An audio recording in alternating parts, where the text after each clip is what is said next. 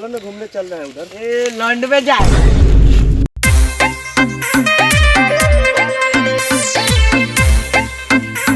उधर घूमे बात कबूर सवेरे से घूमे घूमे 1 बज गया, बार नहीं एक कोनो दोस्त बेटा गारे माधर चोद इतना चोरी में तू अकेले बार उठा रहा है, तो साला सुल्तान है कोई नहीं है, तू कथी कर रहा है यहाँ पर? ये थोड़ी ना है, दू गोटा गया हगने, 2 गोटा गया हगने। बुलाओ तो हगने कौन गया है? अभी बुलाते हैं, 5 मिनट रुक जा। जाए के ना मन करे तोहरा से दूर हो, पैसे के कारण रानी बानी मजबूर हो। सुनता का सुनो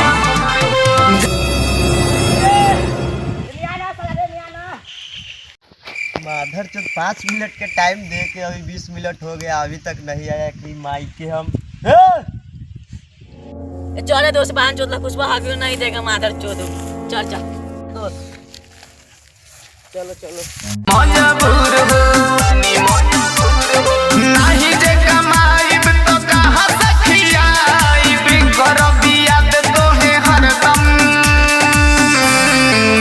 खेले जाबो ना बड़का रे दोस्त चरा हो ना गोर दुखा गया बहन। अरे साथ सोती खाने साला तू हगी तो ये वाले का लोग दिलुबा खरीद ले। कौन दोस्त है? बा चल चल गाँव से बड़े से चिल्ला चले बहन। तो कहाँ बोल बता। हमर झाट हो यार।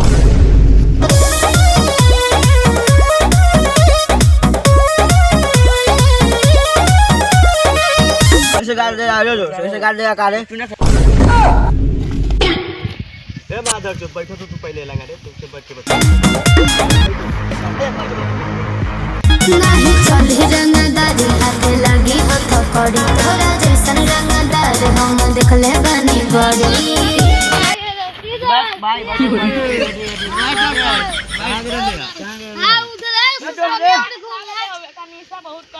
खा के लो रे।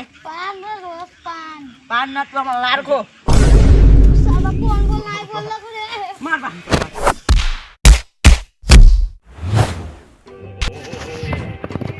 लोग साहब अपना दोस्त को बुला कर लाओ, सब के मार के फेंक दो। ए दोस्त मारा है, चलो ना। कौन मारा है? चलो ना, उससे मारा है, हम कैसे मारेंगे? चलो तो मारेंगे। तोरा प्यार खातिर जिला में कदर हो जाई। कैसे का? चल चल चल चल ये साथ चल।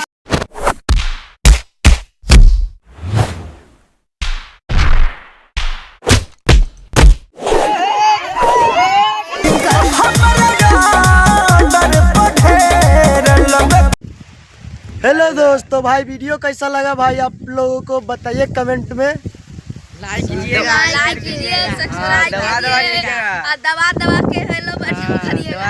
लाइक नहीं करेगा एक सब्सक्राइब और भाई दबा के शेयर करो भाई, जितना हो सके उतना भाई प्लीज भाई, बहुत मेहनत लग रहा है भाई एक वीडियो बनाने में भाई। बहुत मर्डर हो जाई।